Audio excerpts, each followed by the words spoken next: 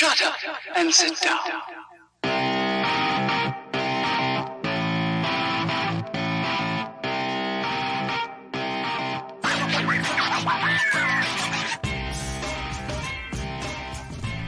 Greetings and welcome. This is And the Bad Continues. It's a small podcast that I'm doing for mainly my friends. My name is YuriVonFluri's. I'm obviously, well, I should say hopefully that's not my real name, but it is what is called my in-game name. And so we're doing stories, or I'm doing stories about things that are bad and yet continue. And the first thing absolutely came to mind was a game where me and a bunch of these blokes would come to play. It's called Star Conflict, and I gotta tell you, it's brilliant. It looks amazing from the outside. Don't stop playing it. Warning. Yeah, this is a disclaimer that I really want to share with you, because just don't stop playing it, whatever you do. Again, the name is Star Conflict. Stay away, run away, go in the opposite direction as fast as you can. Blow up your computer before you play it.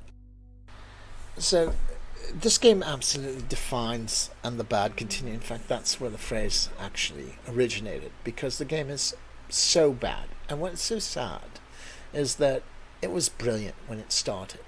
I mean, even now, the graphics are absolutely amazing, and the gameplay in general is fantastic. The problem is, it's a Russian game. And let's face it, Russians are a bit, as the Italians would say, testa, which means cement head. And they make these weird changes that have no player impact, but they do it to do something, maybe? Like, I think there's been about 7 user interface changes for no apparent reason. But by far the worst thing that they've done is they keep introducing ships that are just absolutely meta and just dominate. I think it really headed for the crapper when they introduced Desis, and these are things with just massive amounts of tank that you can just keep shooting on, and they had just incredible firepower and a bunch of unique weapons, and for the most part they just dominated for a period of time.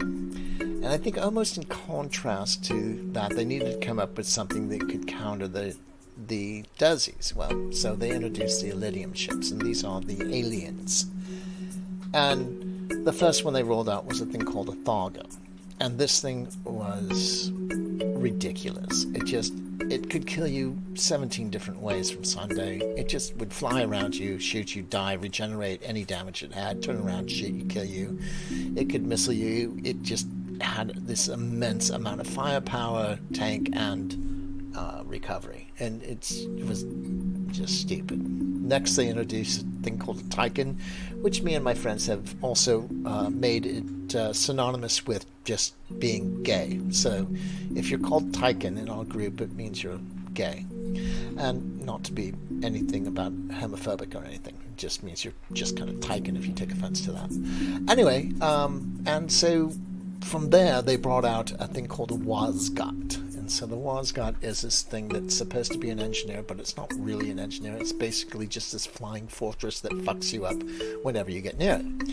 So they continue to bring out these ships that are meta and then making people pay for them. Then after people pay for them, they would go ahead and nerf them so they weren't quite as meta. And this has gone on forever. And that's bad enough. I mean, it's kind of crappy to begin with when you think about that. And then after the meta ships, they released the next tier level of ships, and those ships were and have been the new meta. They bring a thing called a Wolfhound that just comes out and has like this active ball that if it points at you and shoots you, you die.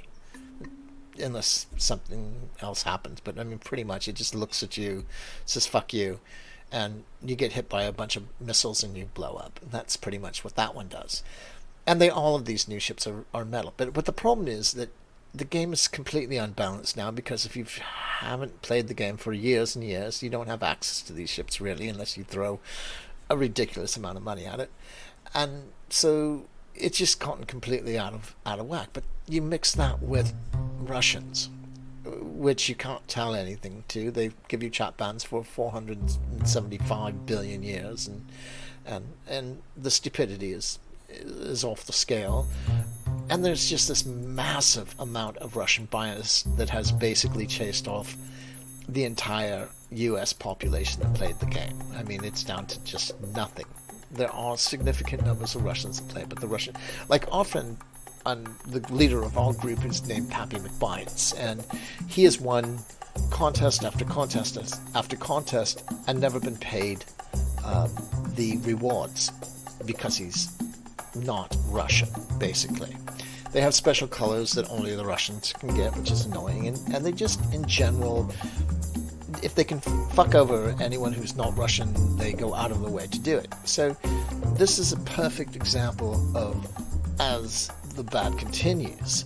And so I'm going to go through over the next couple of episodes of this podcast, and we're going to interview some of the players in my group and get their opinions and figure out what they thought was off the rails. It's going to be fairly entertaining, I suppose, and I hope you tune in to listen to it.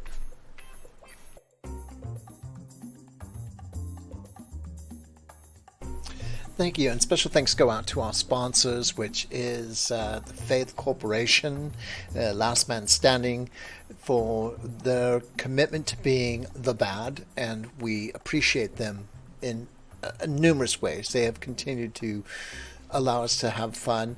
Another sponsor is Dr. D. He has constantly been a good source of entertainment and fun, and really an inspiration to our whole podcast concepts. And especially has to go out to our Russian comrades who have made all this possible, including the immense amount of bad that they just bring to the game every single day.